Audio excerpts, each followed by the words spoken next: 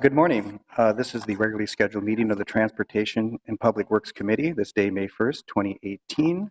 I'm Councilmember Reich. I'll be chairing today's committee, and I'm joined by my colleagues, Councilmember Palmisano, Fletcher, and Gordon. We are a quorum, and we'll proceed with today's agenda, of which there is 11 items. I will go through the consent items. Any committee member can pull them for further discussion if they wish. Starting with item 5 on the consent, that's the 2018 alley renovation program, project designation and cost estimate. And then the public hearing will be held June 5th, 2018. Item 6 is the Special Service District 2017 operating plan and budget amendments. Item 7 is the traffic zones, restrictions and controls, 2018 quarterly reports. Item 8 is the bid for specialty vegetation management at stormwater treatment facilities. Item 9 is the bids for fine aggregate. Item 10 is the bid for the 61st Street West reconstruction project. Does anyone wish to pull anything for further consideration? If not, I will move all items as submitted. All in favor say aye. Aye. Dissenting name. Those items carry, and we can now go to today's public hearing, starting with item number 1. Good morning, Director Hutchinson. Good morning, Mr. Chair and members of the committee. The next 3 public hearings will have information presented by Larry Matsumoto. So I'll introduce Larry for all 3. And those 3 items are the 5th Street and Spring Street Northeast Street Resurfacing Project for project approval and assessment, the Armatage South Area Residential Street Resurfacing Project approval and assessment, and the Jordan West and Willard South Residential Street Resurfacing Project approval and assessment. Good morning. Good morning, committee chair, members of the committee. My name is Larry Matsumoto, and I'm here to present the 3 public hearings and make recommendation for passage of resolution. The first project I'm here to present to you is 5th Street Northeast and Spring Street Northeast, and to recommend the passage of a resolution ordering the work to proceed and adopting special assessments in the amount of $257,313.85 for 5th and Northeast and Spring Street, and the passage of a resolution requesting the Board of Estimation and Taxation to authorize the city's issuance and sales of assessment bonds in the amount of $257,315 for 5th Street and Spring Street Northeast. The history of these 2 projects is that 5th Street and Spring were built during a number of years, starting in 1939 all the way up to 1985, and the PCIs for these 2 streets are a range from 39 all the way up to 68. The cost for the entire resurfacing program for this year is $8.3 million for Spring Street and 5th. The approximate length of this project is 8.3 miles, and the project scope is a 2-inch mill and overlay with approximately 400 feet of existing curb replacement. There are bike lane enhancements for the project. There is a significant amount of utility work by CenterPoint Energy planned, and possible intersection improvement at Washington and 5th. Public Works hosted a community meeting on April 25th with 189 invitations mailed and 3 attendees present. The project was formally designated at this committee on February 9th, and I am here for the formal public hearing. Thank you. Any questions per the presentation? Seeing that I have one actually. So I know Spring Street is a longish sort of a viaduct. Will we be coordinating any repair or work with the rail company owner of that infrastructure? We are strictly just replacing the asphalt surface underneath the viaduct, and that's the scope of work. Okay, thank you. I will now open the public hearing. Anyone signed in? No one has signed in. Anyone wish to come forward, give testimony? Anyone wish to come forward? I see no one. I will close the public hearing and yield the floor to Councilmember Fletcher. Thank you, Mr. Chair. I just wanted to acknowledge the really great work that the Transportation and Public Works staff did on this proposal. When we initially saw this come through, it was proposed just as a resurfacing, and the community came forward and asked that we look at bike lanes and sort of reconfiguring the road and thinking about that intersection improvement, particularly right around where we have a lot of kids and an increasing number of kids walking from Webster Open, which is a growing and thriving school along this route. And so I really appreciate the thoughtfulness that went into this proposal to make sure that we're taking the opportunity of resurfacing to also improve the street and make it safer for pedestrians. So thanks to everybody who worked on that. Thank you for those comments. Anyone wish to make any, do you want to make a motion to approve? Sure, I'm happy to move approval. Any further discussion? See none, all in favor say aye. Aye. Dissenting name. That item carries. We can now go to item number 2. Committee Chair, members of the committee, I am here to present the second project for public hearing, which is the Armatage South Residential Street Resurfacing Program.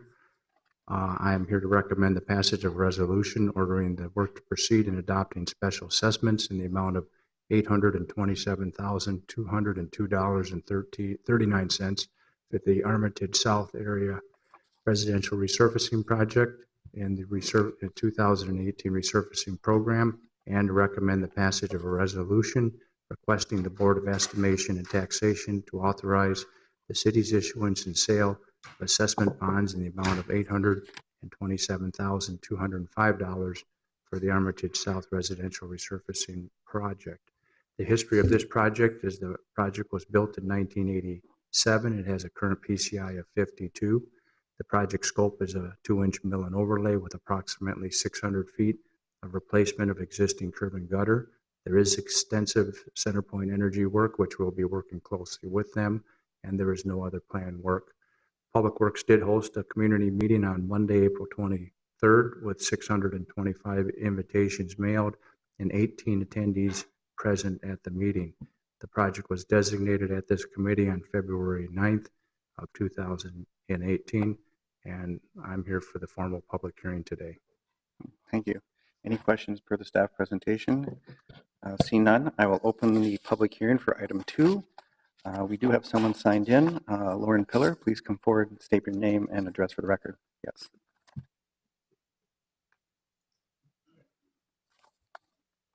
I'm going to have to read it. Okay, fair enough. Okay, first I'd like to commend Mr. Matsumoto and Ms. Hermstad. They gave a very good presentation at our neighborhood, clarified everything. So you got 2 good people there. I was a bit taken aback that 60th Street wasn't included in this because it is the street in the neighborhood with the worst condition. And it's been that way for a long time.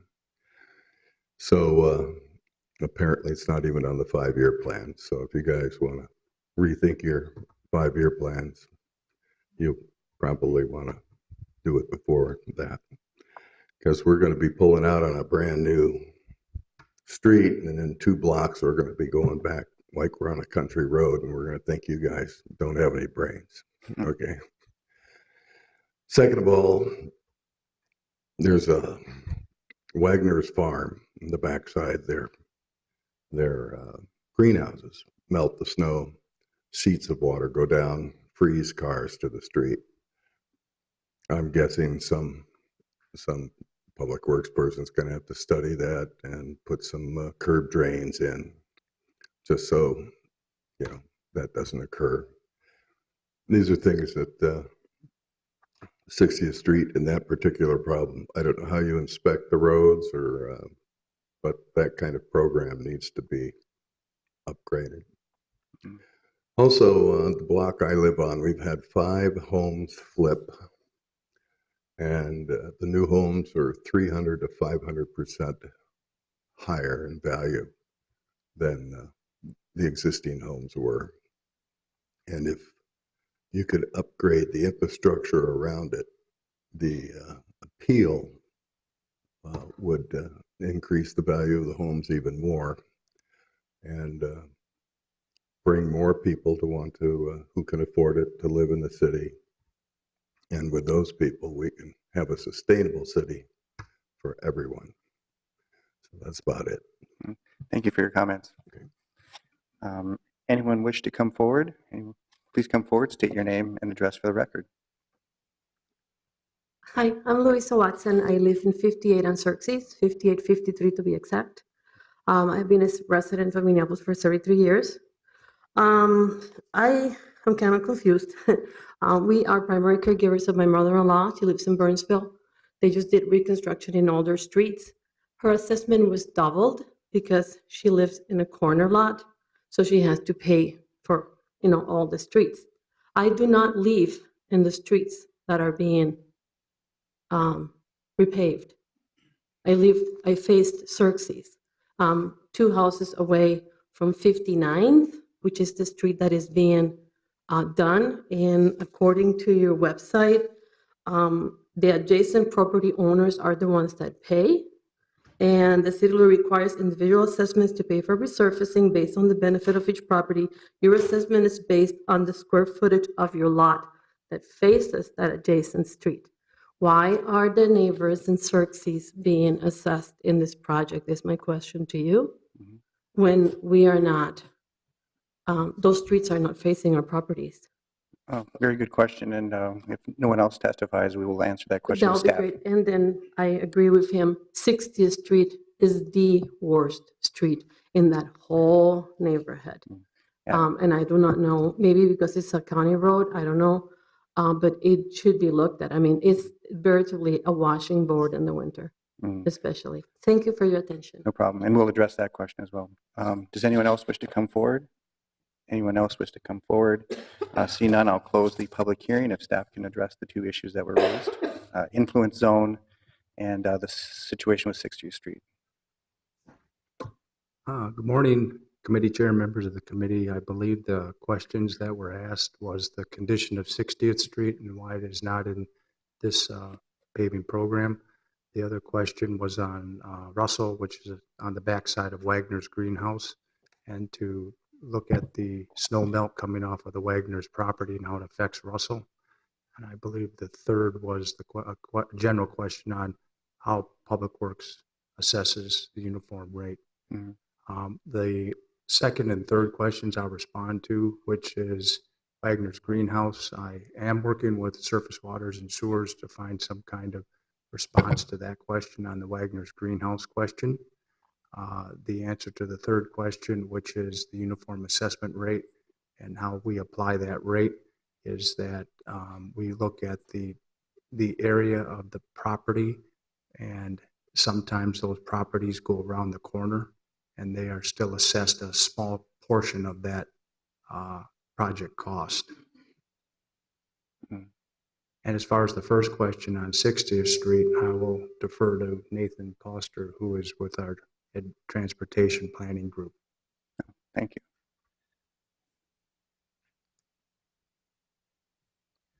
Good morning, Mr. Chair, members of the committee. The question in reference was in regards to 60th Street West and why it's not included as a part of this project. Typically, as a part of the PBO 56 residential resurfacing program, we look at the residential streets that are scoped for the appropriate pavement condition and the repair type. In this case, per the pavement condition that Larry had outlined, that the appropriate fix at this time is the resurfacing. In regards specifically to 60th, they are correct that this is not similar to the adjacent residential streets and defined by the way we program and evaluate streets. This street does carry more through traffic, and it's much different than the residential streets that are primarily facing the residential properties in the area. It is defined as a municipal state aid street, and as such, we looked at it specifically of what is the right fix at the right time. And per a lot of the work that we did with the 20-year streets funding plan, this was one of the streets that was a candidate for a future reconstruction. So they are correct that it is one of the worst, one of the more difficult streets in the area as far as pavement condition. So Public Works is evaluating this as a future reconstruction project. It currently doesn't show up in the CIP, but we know it's close to being one of those on decks and one of our more near-term priority streets for reconstruction. So we are looking at it closely. We have gone out there more recently during the winter conditions to look at it more closely and seeing where it falls in our as for future investment with our CIP. Thank you. Councilmember Palmisano?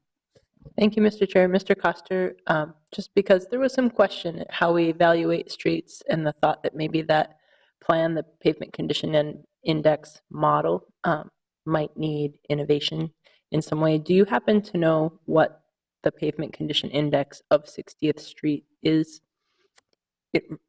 Because Mr. Matsumoto pointed out that the PCI of this area that we're redoing overall is 52, which shows that it's just barely a candidate of resurfacing. It might otherwise fall into the more reconstruction phase. Do you happen to know what the PCI is of 60th Street? I don't specifically have the pavement condition of 60th Street. Pavement condition is one factor that goes into how we look at our street. We look at a number of the recent improvements that have been done, whether it's resurfacing or seal coat or other factors that have been done over the years, whether it's rehabilitation and seeing what the right fix is long-term for how we manage our right-of-way. I can get back with a specific pavement condition index, but that is one of the many factors that we look at, including racial and economic equity criteria when we're looking at investments in our street.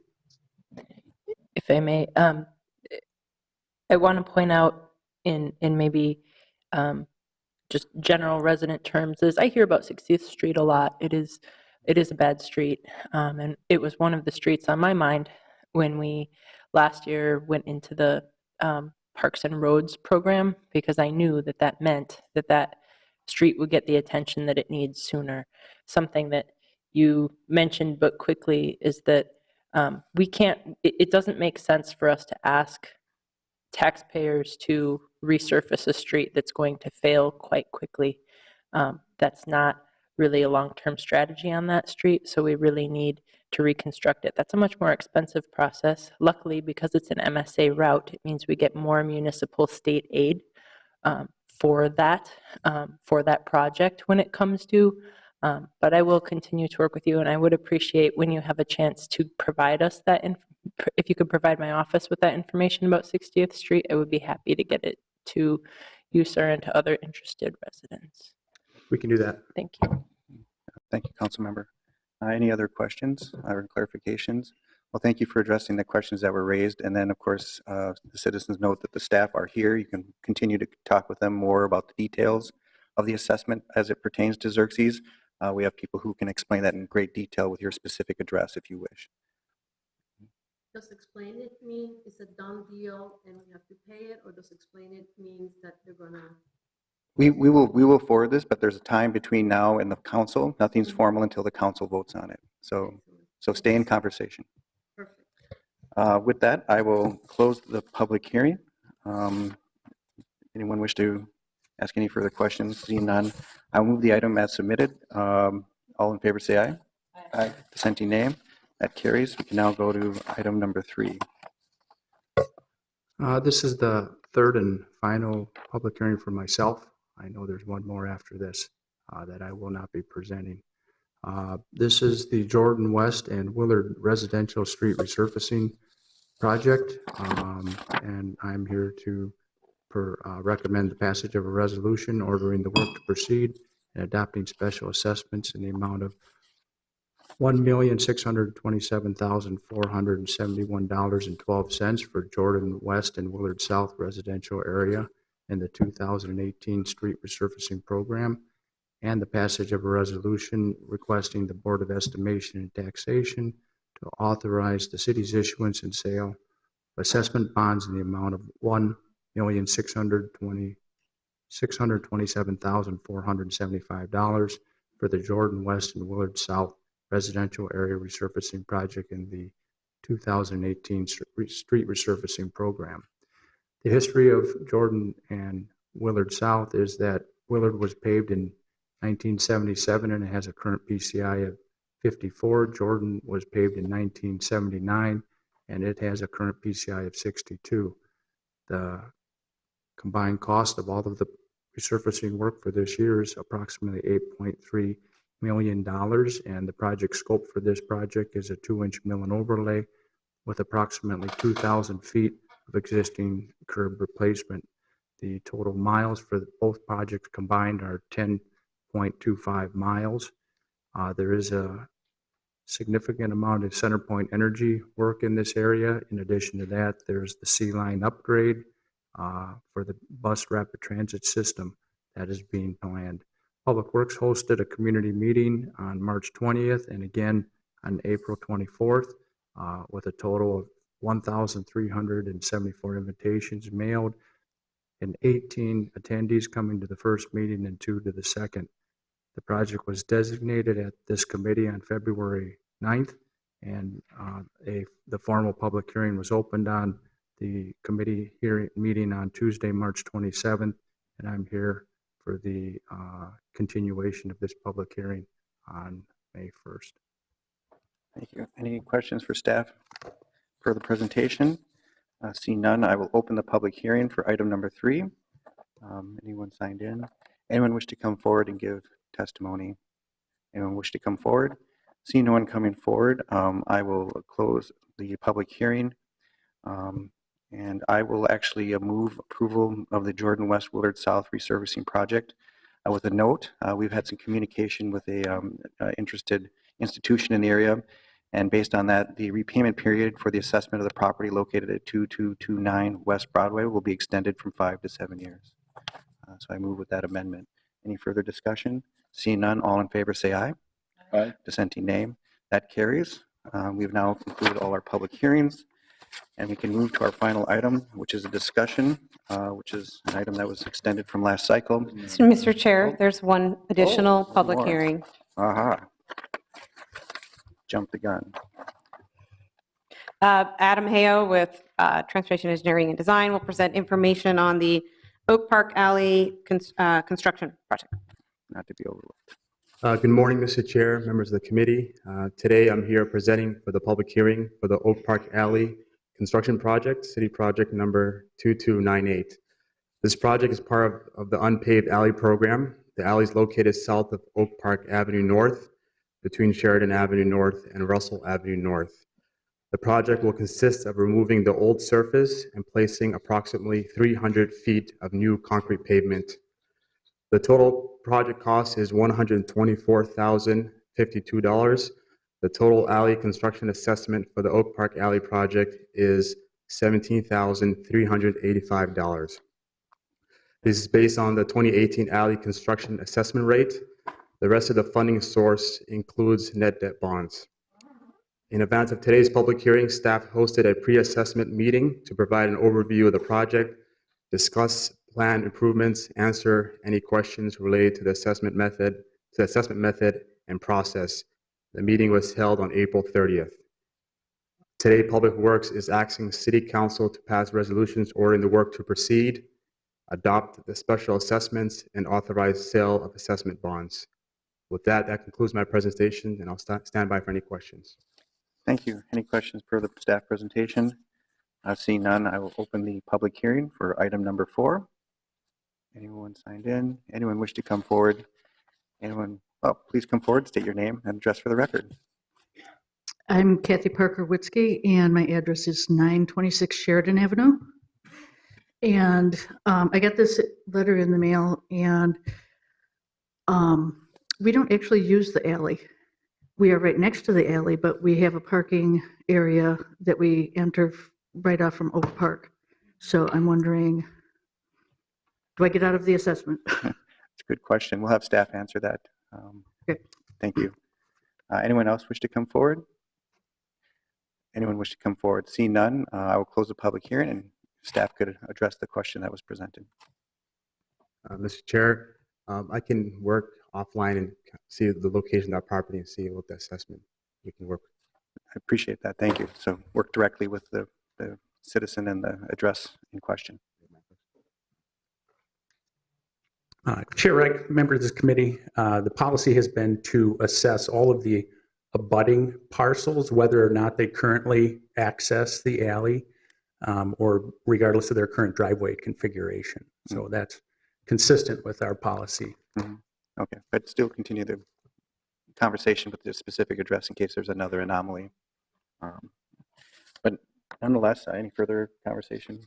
Not seeing none, I will move the item as submitted. Item number 4, alley reconstruction project.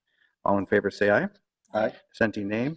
That carries. Now we have concluded our items for public hearing and can move to our discussion item carryover from last cycle, which is a contract amendment with Nice Ride Minnesota to operate a bikeless, dockless bicycle sharing program. Director Hutchinson.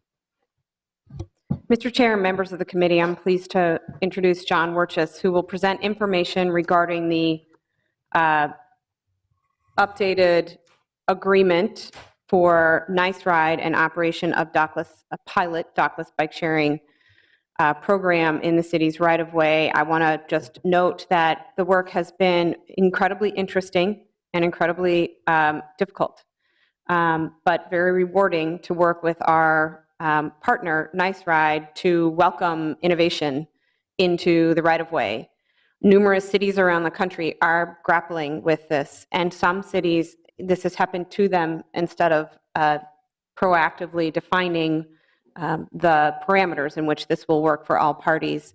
Our teams did an amazing job of coming together, discussing the needs of both parties, and appropriately updating both the working towards an updated agreement, passing the ordinance, which occurred last week, and preparing and reviewing a business plan that defines very much for us what we need out of a pilot program and something that works as well for our partners at Nice Ride. So John is going to present to you highlights of the updated agreement, and I'll just turn it to him. Thanks for the few minutes in the beginning. Good morning. Good morning, council members. John Wirchus, Director of Traffic and Parking Services, and thank you, Director Hutchinson, for that introduction. As noted, we did pass the ordinance last cycle, so I'm going to focus my comments on the agreements that are planned forward here. And I guess really we're seeking your authority to negotiate and enter into this agreement to move forward with a dockless bike share pilot. A little background for the public and yourselves. We entered into relationships and support and partnership with Nice Ride back in 2008. That led to a business plan at that time, which was at the forefront of the bike share industry. And as such, we eventually got into contracts with both the state with some federal money as well as Nice Ride to propagate the docked stations that we have today. And so that was a lot of effort back in 2010. And so that agreement that we have to date continues through its 10-year period and expires in 2021. So that's a little bit of background on what got us here. We still have that existing agreement in that regards, and that agreement spells out a number of things. Our action today is to recommend to amend that agreement and then add a license agreement component to that in that regards. And I'll kind of take my time to kind of talk about that a little bit. I think we're all aware of the change in the industry, so I'm not going to revisit that, but I think we've all seen news stories just as of late as yesterday on the national news relative to that and the issues that come with the dockless components. I commend Mr. Dossett and Nice Ride board for being at the front end of this issue as well and trying to bring forward a package of elements that we think can move us in a better direction than what others are dealing with. I think our focus here is really about how can we update a business plan. And Nice Ride has done that. I would encourage people to check out that new updated business plan, which includes a number of elements that were mentioned last cycle, but I think they're worthy of re-mentioning again. The plan includes service station and fleet elements in it. It includes asset transition from dock to dockless. It also includes equity, and I want to spend a few moments on that. There are provisions in there related to equitable distribution of the bikes. What's phrased as financial access, and so how can those folks with non-smartphones be able to pay and use the service, as well as some options for flexible pricing in that regards. And so that's the financial access point. But there's also how do we not only educate, but create outreach to the folks who aren't using bike share and can have an ability to use bike share. One of the key components of this dockless element here and other places would be improving that access and engaging others and more people to use bike share.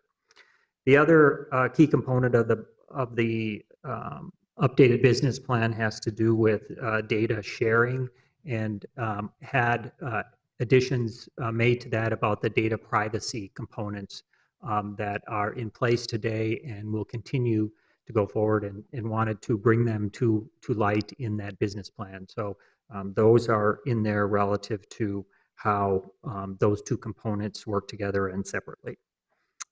So those are the components in the business plan. Maybe I'll turn from that and talk a little bit about the program that's being proposed by Nice Ride.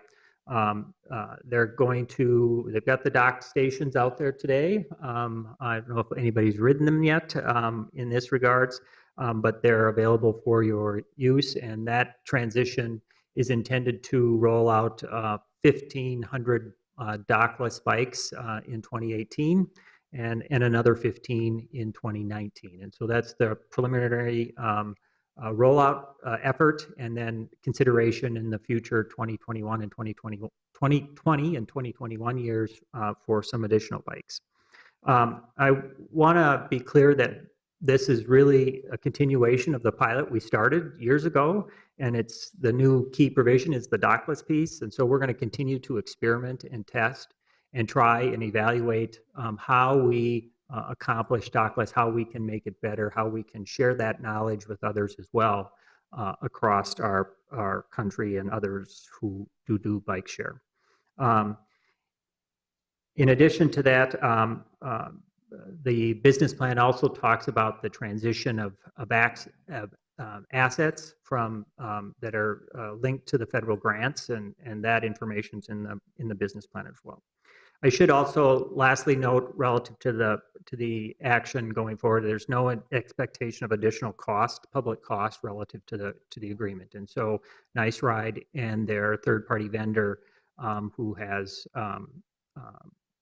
going to do the dockless and operate the system for them are intending to pay for those elements going forward. So as I mentioned, transitioning to the agreement itself, there are really two components. There's the grant fund agreement, which one can describe as our business relationship with Nice Ride, and then a license agreement, which is part of that grant funded agreement, which really is about the operational components of the system itself, and those the kind of the nitty-gritty permitting and other types of things on there. At the end of the RCA is a slew of 17 provisions, and I'm just going to touch on a few of those. I'm not going to read through it, but wanted to give you a flavor on what that is. So the license agreement, allows for the pilot to continue with the dockless components. Those agreements also provide Nice Ride as being the exclusive provider of our bike share system for the next 3 years until 2021. The city is going to continue to keep its discretion and control on how we operate and manage the right-of-way in that regards. We do have, and will have to undertake, as we've learned in other places, to take some reasonable efforts to enforce how bikes are left and correctly or incorrectly on our right-of-way, and so we have some enforcement provisions in that regards to take. These agreements also allow us to terminate the license agreement with or without cause for good reasons, but also continues our business relationship as we go forward and through the entire 3-year term, and we can only terminate the business relationship for cause itself. In addition, Nice Ride is intending to as I mentioned before, subcontract to a third-party contractor. That would be Motivate, and who they're intending to operate their system. I had already mentioned about the business plan. I won't go back over that. There are fee structures in the agreement, a nominal fee structure for the bikes themselves. And then I think to wrap up here, there's some provisions about how we're going to handle virtual stations. And we're providing, and we'll learn some stuff along the way, but I think we will work in partnership with Nice Ride to kind of create the virtual stations. They will propose them, we'll review them and approve them accordingly. So we'll have a handle on that. And then there are remaining provisions from the initial agreement, which will continue to be proceeding into this amended agreement. So with that, Mr. Chair, I will pause, and if the committee or others have some questions, I'd be glad to answer them. Questions from committee members? Councilmember Fletcher? Thank you, Mr. Chair, and thank you, Mr. Wirtjes, for that presentation. Can you clarify for me how we're approaching the virtual stations? Because I think I had an initial picture in my head when it was described to me that was going to allow bikes to be parked almost anywhere, that we'd be able to sort of, create designated areas where you couldn't. But essentially, I mean, I think people, the way it initially was described to me, they were going to be pretty ubiquitous. And now it sounds like they may be marked. There may be some actual physical markings, and it's not just a GPS sort of geofencing.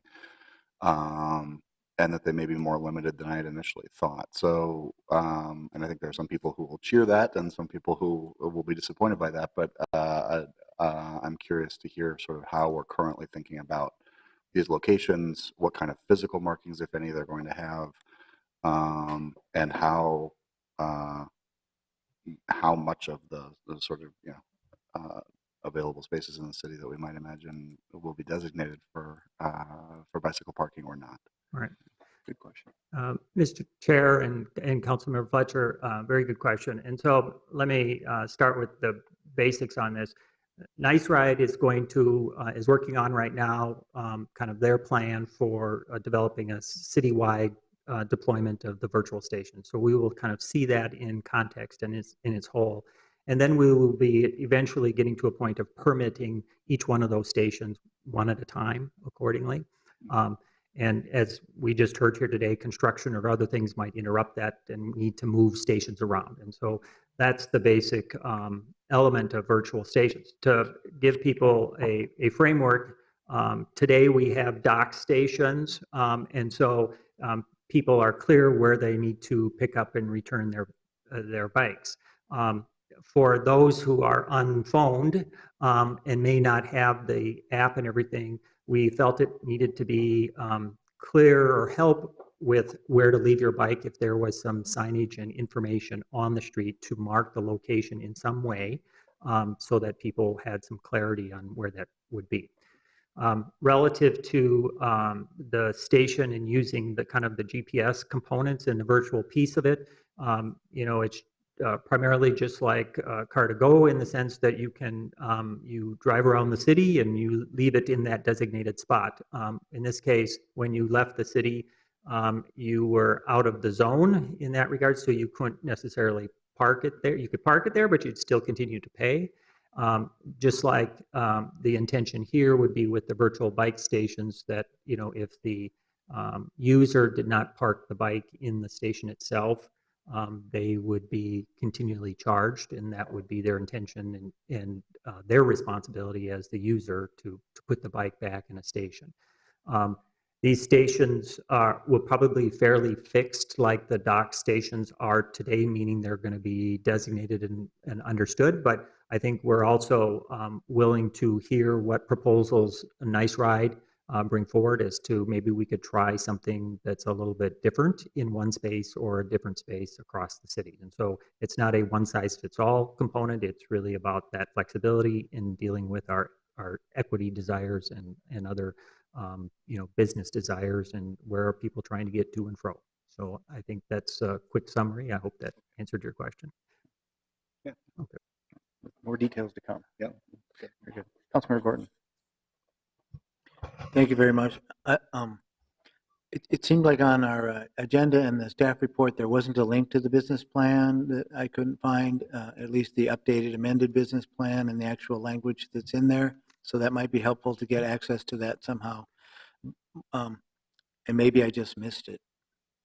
But Mr. Chair and Councilmember Gordon, yes, there's a link in the RCA, but for those who don't, just type in niceridemn.org and it'll be right on the front page. There'll be a link there about their business plan. Mr. Chair, members of the committee, I can send that to you right now. Thank you. That would be great. I appreciate that. One of the issues that I was most concerned about is equity, and I noticed it in the staff report under item 10. It does say agreed upon language on these, and then there's a list of like 5 things. And I'm not sure if equity is addressed the right way in there. So it'd be good to see that language. What I really want to make sure of is that all the neighborhoods have access to the bike share, and the neighborhoods with lower incomes aren't served at lower rates. And I want to make sure that there are virtual stations and other parking zones within reasonable walking distance throughout the city. Can you assure me that that's a language that's been agreed to in the business plan right now, or in the maybe in the grant funding agreement or somewhere? Mr. Chair and Councilmember Gordon, the intention with the business plan and those components related to equity or data or virtual stations itself, Nice Ride has got their proposal out on the webpage. I'd encourage, once again, everyone to take a look at it. Those are Nice Ride's commitments to us relative to how they're going to do equity and how they're going to do those other components. Based on that, they will submit that to us, and we will, the Public Works Director will approve that business plan as we move forward. It's a component and a requirement of the license and the agreements we're getting into here. So. Mr. Chair, Councilmember, if it's helpful, I can read the portion related to equity from the business plan if that is a helpful component. Absolutely. In the current draft of the business plan, that is what I just sent to you, equitable service reads as Nice Ride Minnesota and our streets convened a committee of local bike equity advocates to discuss expectations for equity efforts and bike share. These expectations are included in the equity plan, paraphrasing. Access to bikes, which will include equitable redistribution of bikes and ensure that there are adequate bike parking zones in low-income neighborhoods throughout the service area. Access also includes financial access, to which Nice Ride Minnesota and Motivate will offer discounted memberships to low-income individuals, non-smartphone options such as integration with go-to cards and cash options, geographically based pricing capacity, and integration of other innovations as they become available. Hiring goals for percentage of hours worked by people of color, with reporting annually on progress toward these goals and efforts to achieve them. The goal for each group should be, I could keep going, there's more. Education outreach in low-income and underrepresented communities, it goes on. So there are several paragraphs that address a multiple-pronged approach to equity. As the Public Works Director is noted in several of the documents, I would like to take an opportunity to note that the components are enforceable. The agreement gives power to the business plan. The business plan outlines the goals for equity, and I am very, I'm going to read a little more language, aware that it's important to us and important to the city. So I believe that we will be looking for geographic distribution such that it serves every neighborhood, and that will be something that is enforceable and improved in the business plan. Thank you for that clarification. Councilmember Gordon. Well, I appreciate that. I think those, and I appreciate that you read that out here. It looks like there's also something in the business plan about trying to, about hiring and looking at equitable hiring practices too, which I think that it's a great addition there. And I think it's important that we at least spend some time talking about it here. And let's make sure to review it and get that data when it comes back again. And I also noticed a line in there about, I can't remember, but something about being open to some innovative strategies in those neighborhoods or areas, and I think that's important too. I think that I know that when Nice Ride rolled out the first time, there was this orange bike program that seemed to be helpful. I think it was like a side business, but whatever. But folks might remember that it was for some areas of the city where there was kind of a loaner bike for the season, and so maybe there's innovative ideas there where we can look at what fits the need and come up with some great new things, as well as trying out this Dockless bike share with geographic the designated docking stations. So thank you very much. Oh, thank you. Any other questions? Councilmember Fletcher. Thank you, Mr. Chair, and apologies. I also did not see the business plan until you sent it just now, so I'm responding to this. The data privacy section appears that it does address the issues that Councilmember Gordon raised last cycle around commercial data and data privacy and sharing. It does not address retention in any form that I can see, and so I think that there is, and in fact, it says in their privacy policy that they may disclose information around law and legal processes, law enforcement authorities, et cetera. So we are accumulating 6 years of personal identifiable data that could be disclosed right now in this current arrangement. And I'm wondering if it would be possible to amend this to include a data retention privacy that requires a much shorter retention policy for personally identifiable data in a way that sort of anonymizes it so that we can still get the benefits of the robust data sharing around usage that is beneficial without creating that extensive personally identifiable record. Is that something that's possible to do or to identify, and what's the appropriate place? Is it the business? I'm a little confused about whether the business plan or the contract or what's the right mechanism for inserting that, but I'll just say that the data privacy language does not address that concern.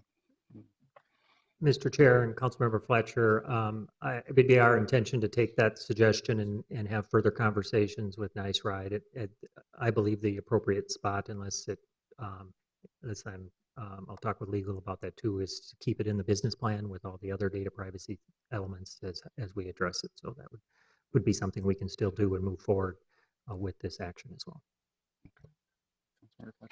So a vote today is affirming this business plan. I'm just trying to understand what I'm voting affirmatively for, so that I can. Yeah, today is the contract. But yeah, Mr. Chair and Mr. Councilmember Fletcher, the vote today affirms that we're going to enter into these or negotiate and enter into these agreements, and a component of that is the business plan that the Public Works Director will approve, and so. That's kind of the action here. Is that helping you understand? Yeah. Okay. Okay. Great. Councilmember Gordon. Council members, Oh, can I, yes. excuse me, can I just, Mhm. I want to offer, Clarification from legal here. excuse me, one qualification to the data retention piece.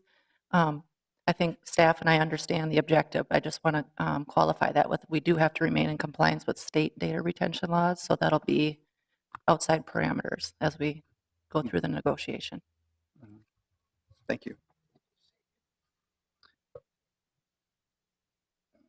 Councilmember Gordon. I'm just a little bit unclear if Councilmember Fletcher is satisfied that his concerns about the data retention have been addressed. So maybe we can outline how we would move forward with that level of detail. So we approve contract, and then we get into the mechanics, deeper into the mechanics of the business plan. And at that point in time, we could make adjustments, amendments, expatiate on any given point. Staff direction on our part might also help give some leverage and weight to the when you go back to the table to talk about this with Nice Ride. So, Mr. Chair, I might offer a few things. First, your action today is will allow us to complete the modification of the agreement with Nice Ride. There are a few items that we are still negotiating through and have reached a general agreement on them, but we are not here today presenting the final. We're here to gain your permission to continue the final negotiations and enter into the agreement. So there is a window of further negotiation that is possible. If there are items related to data retention, we can look at the language that is included and come up with something that is mutually beneficial that satisfies the needs. We still have that opportunity. Out of the corner of my eye, I did see Bill Dossett raising his hand and who may be able to offer some assurance and clarification to you. So I'll invite Bill to join John and see if he can answer your question. Thank you. Good morning, Mr. Dossett. Thank you. So on the data retention, the North American Bike Share Association has started a committee that's digging into that issue, and they will come up with a recommendation. They need to balance a couple of things. So all the concerns that you've raised, but we also have users who want to know, they want their data showing how many trips they've taken and how many miles they've gone. So we're going to balance all of those things. One approach that we could take is to put in our business plan that we will comply with the policy of the North American Bike Share Association. And what I can tell you about that group is it has a lot of cities and public sector folks on the board, so that we'll make sure that those concerns are addressed. Councilmember Fletcher. So it sounds to me then like there's an active tension about whether we would or would not want to shorten the data retention period, and that's going to be actively debated, which would make that maybe not a comfortable standard for me. I'll say that in terms of today, I'm comfortable moving forward with the contract. I'll vote yes. I think I am aware that as a city, we probably need a stronger data privacy set of policies in general. That's something that I'm sort of beginning conversations with folks about. And in the meantime, I just, I think staff have heard me that I want us to be in all of our contracts sort of asking how we're doing data retention. And I do think it's something that's important that we're very transparent about with users when we're entering into contracts as a city where information is going to be stored on people for a long period of time. So that being said, thank you for pursuing those conversations. I think that's, I think that's helpful. And I'll be interested to see what kind of a standard they come up with. But it sounds like there's an active conversation that may not balance civil liberties against the sort of convenience of access to that data. And so our city might not decide to adopt that standard depending on where you guys land. Thank you. Thank you. Any further conversation or clarification? Okay, see none. Is there any concluding comments from staff in their presentation? Director Hutchinson, any concluding comments?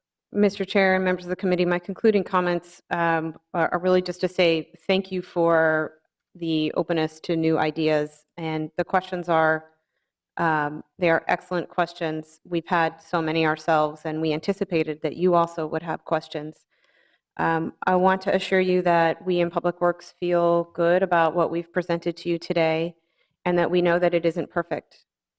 But as technology is changing around us so quickly, we want to do something that is good and useful and benefits us, and we feel strongly that this is the best path forward. So thank you for your questions. It will lead to a better agreement and business plan, and we are happy to continue to follow up with you on your specific questions and concerns. And it should be noted that, when we do step forward, we're trying to step forward with our best foot and most solid ground as possible and be a little bit ahead of the curve. I think we've noted where other cities have not had the chance to get in that position. We want to take full advantage of that good foot forward, knowing that it's not the last step. Even the whole agreement here has a 3-year trajectory. It's amazing how fast 3 years go by. And there's already an identification of an iterative process on some of the details. But these details are extremely important on broader policy issues, as I illustrated by the conversation from my colleagues today. And, I'm sure you'll give it its due process, and the outcomes, of course, will be reflective of that conversation and that iterative process. But again, I think to echo what the director has just said, really appreciate that we did take this proactive move, that we were in the conversation on the pulse, looking at the horizon of a new technology and sort of seized the moment. And I think staff, because we're in that position as a department, we were able to make this move. And so you couldn't have one without the other. And so I really applaud both our positioning on new things and then how we address them. And then, of course, our partner really was not shy to tell us, folks, it's happening and we can address it forthrightly, or, well, go check out the YouTube situations in other cities. And I think that message was clear, but it wasn't just a sort of howling in the woods that there's a problem. They were stepping forward, let's find a solution and let's work together. And I think that's what we've forged today with this contract, and of course, more work to be done. So with that, I will move the item 11, the contract amendment with Nice Ride Minnesota to operate a pilot dockless bicycle sharing program. And that authorizes an amendment to number 3 contract as noted with Nice Ride and the bicycle share system, including the bicycle sharing pilot program. That license agreement for the remainder of the term through August 1st, 2021. Any further discussion? Seeing none, all in favor say aye. Aye. Dissenting nay, and that carries. Thank you. That concludes our agenda today. We are adjourned.